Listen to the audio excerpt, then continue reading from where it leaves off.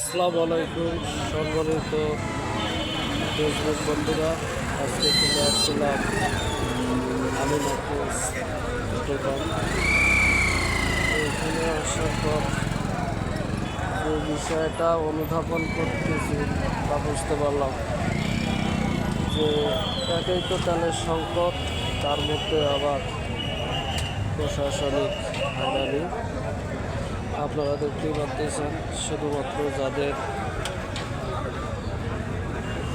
Licence, গাড়ি licence, registration and driving licence যাদের আছে, শুধুমাত্র তারাই ফুয়েল পাবেন, অন্য কেউ পাবেন না।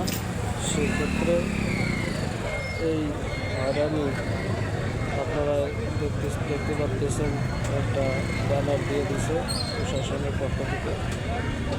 তো এই হলো আমাদের দেশের অবস্থা। যদি আপনারা নিতে চান, জ্বালানি তেল, তাহলে অবশ্যই ড্রাইভিং লাইসেন্স, গাড়ি লাইসেন্স আর রেজিস্ট্রেশন সব নিয়ে আসতে হবে।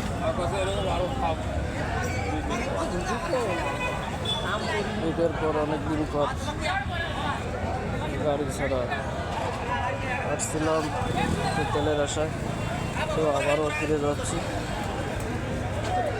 তো এই হলো বাংলাদেশের প্রেক্ষাপট, যে যত বেশি তেল মারবে তার জন্য উন্মুক্ত, আর যারা তেল মারার জন্য প্রযুক্ত না তারা অবশ্যই আসবেন না। আসলে অতিরিক্ত মামলা খেতে পারে গাড়ির। ভালো থাকবেন, সুস্থ থাকবেন।